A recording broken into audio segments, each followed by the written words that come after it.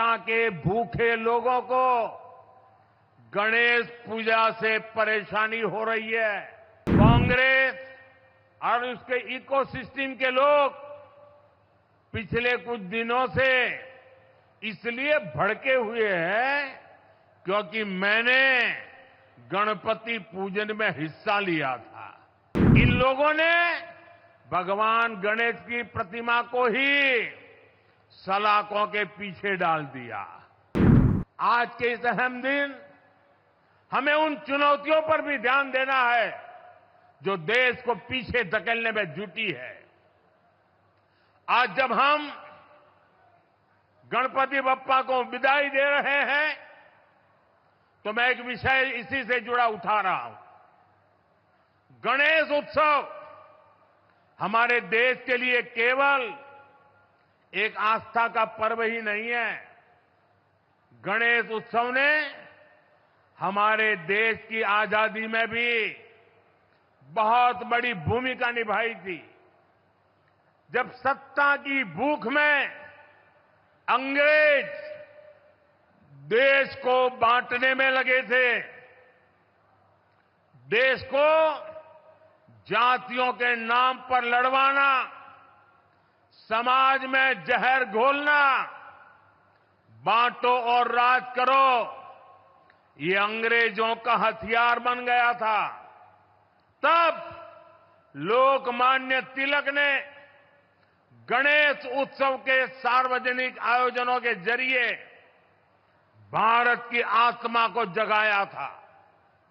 ऊंच नीच, भेदभाव, जात पात, इन सब से ऊपर उठकर हमारा धर्म हमें जोड़ना सिखाता है। गणेश उत्सव इसका प्रतीक बन गया था। आज भी जब गणेश उत्सव होता है, हर कोई उसमें शामिल होता है।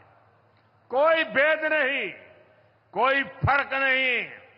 पूरा समाज एक शक्ति बन करके, एक सामर्थ्यवान बन करके खड़ा होता है। भाई और बहनों, बांटो और राज करो की नीति पर चलने वाले अंग्रेजों की नजरों में उस समय भी गणेश उत्सव खटकता था। आज भी समाज को बांटने और तोड़ने में लगे सत्ता के भूखे लोगों को गणेश पूजा से परेशानी हो रही है। आपने देखा होगा, कांग्रेस और उसके इकोसिस्टम के लोग पिछले कुछ दिनों से इसलिए भड़के हुए हैं क्योंकि मैंने गणपति पूजन में हिस्सा लिया था। और तो और कर्नाटका में जहां इनकी सरकार है, वहां तो इन लोगों ने और भी बड़ा अपराध किया। इन लोगों ने भगवान गणेश की प्रतिमा को ही सलाखों के पीछे डाल दिया। पूरा देश उन तस्वीरों से विचलित हो गया।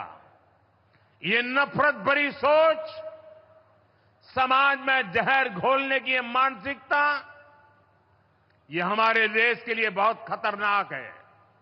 इसलिए ऐसी नफरती ताकतों को हमें आगे नहीं बढ़ने देना है। साथियों, हमें साथ मिलकर अभी कई बड़े मुकाम हासिल करने हैं।